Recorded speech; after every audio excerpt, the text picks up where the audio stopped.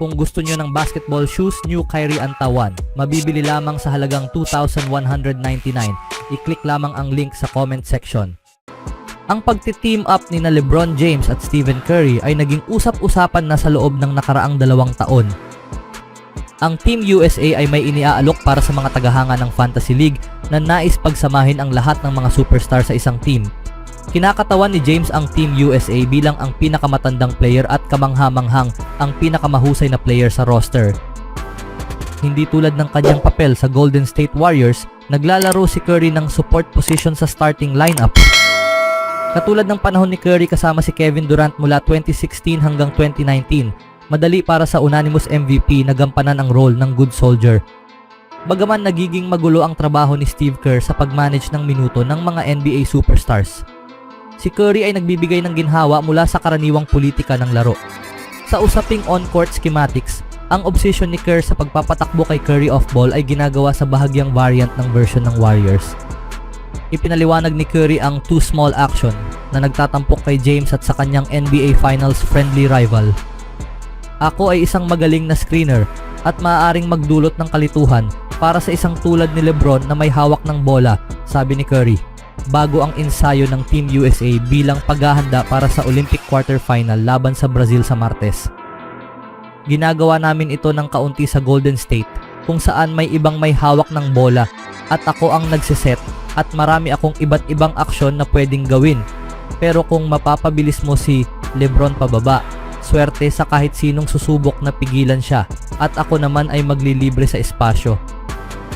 Bilang isang 36-year-old na veterano na nagsiset ng screens sa mas malalaking players, inilalagay ni Curry ang kanyang katawan sa panganib para bigyan ng malaking advantage si James. Ang Team USA ay makakalaban ang Brazil sa quarterfinals sa 12:30 PM Pacific Time. Obserbahan ang mga galaw ni na Curry at James kapag magkasama sila sa court dahil patatakbuhin ni Kerr ang play sa August 6. Sa ibang balita naman, ang Olympics ay isang paraan upang mabusog ang mga basketball fans sa panahon ng off-season ng NBA. Ngunit nagaganap lamang ito tuwing 4 na taon. Sa panahon na ito, nakaraniwang tahimik sa NBA calendar year, napupuno ng mga players na sumasali sa pick-up games, basketball rec leagues at mga torneo upang manatiling sariwa at patuloy na maglaro. Kamakailan, nakita si Klay Thompson ng Dallas Mavericks na gumagawa ng dalawa. Ginagawa ang lahat ng posible upang maghanda para sa kanyang unang season sa bagong prangkisa. Kamakailan, lumahok siya sa Zeke End Basketball Tournament at gaya ng inaasahan, ipinamalas niya ang kanyang husay.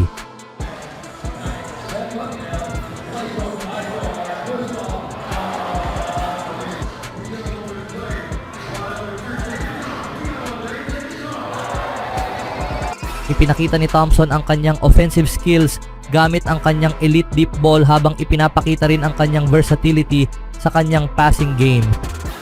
Matapos ang medyo hindi magandang season at pagtanggap ng batikos mula sa mga fans, naghahanap si Thompson ng pagkakataong makabawi. Ginagawa niya ito ngayon sa bagong kapaligiran matapos sumali sa Mavericks ngayong off-season na nagmarka ng pagtatapos ng Golden State Warriors dynasty kasama ang legendary trio nila ni Stephen Curry at Draymond Green. Ang pagbabago ng kapaligiran ay maaaring siya ang kailangan ng 4 na beses na NBA champion upang makabawi. Sasama siya kina Kyrie Irving at Luka Doncic sa Dallas habang hinahanap niya ang ika-5 ring at upang idagdag sa kanyang Hall of Fame resume. Ang trio na ito ay magiging elite sa opensa at mas maraming versatility na maidagdag ni Thompson, mas mabuti. Siyempre, ipinakita ng guard ng Mavericks ang kanyang pagmamahal sa bagong team at mga tagahanga at sumigaw ng Go Mavs pagkatapos ng laro.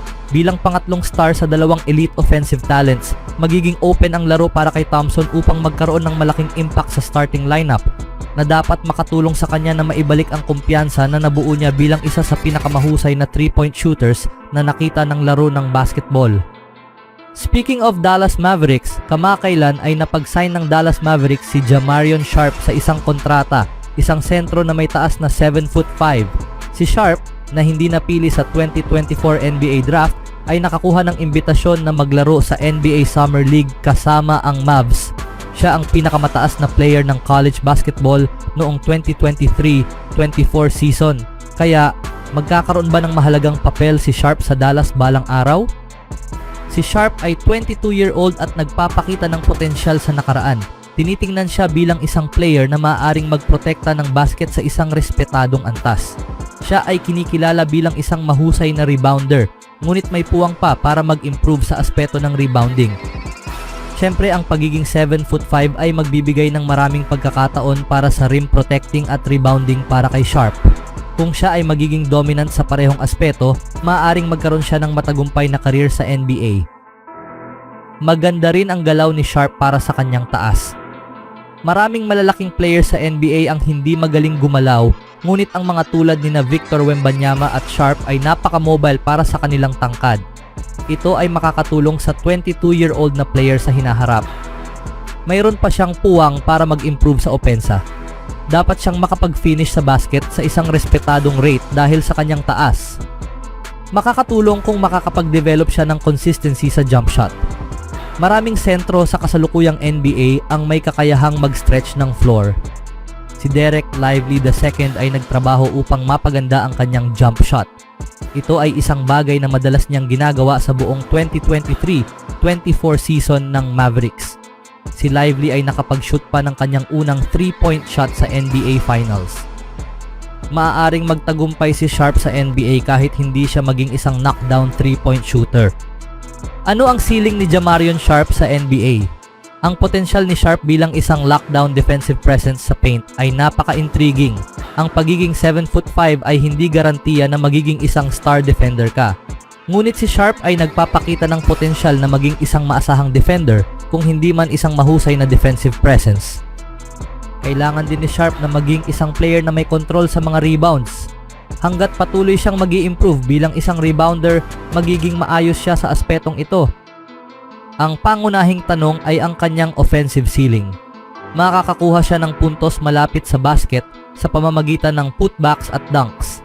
Ngunit kaya ba niyang matutunan kung paano palagi ang i-back down ang mga defender at gamitin ang kanyang lakas para makapuntos? Malamang din na makakakuha siya ng maraming shooting fouls sa paint, kaya't umaasa ang Mavs na magtatagumpay siya sa free throw line. Ang huling hatol ay nakasalalay sa offensive potential ni Sharp. Kung maaabot niya ang inaasahan, magiging isang quality rim protector at rebounder siya kung magawa ni Sharp na mag-average ng 8 to 12 points kada laro. Sapat na ito upang maging isang maaasahang NBA player. Siyempre kung mag-average siya ng mas mataas na puntos, maaaring maging star siya balang araw. Ang oportunidad ay magiging napakahalaga. Sina Derek Lively II at Daniel Gafford ang kasalukuyang sentro ng Mavs, kaya't hindi makakakuha ng malaking oportunidad si Sharp sa 2023-24. Gayunpaman, ang kanyang pangmatagalang pananaw sa NBA ay interesante. Ano ang masasabi niyo mga kaibigan? Always do it on my own, so I gotta get through it. And the only thing I know is to love what I'm doing. Never give up, never slow, till I finally prove it. Never listen to the no's, I just wanna keep moving. Keep my head up when I act, head up that's a fact. Never looking back, I'ma keep myself on track.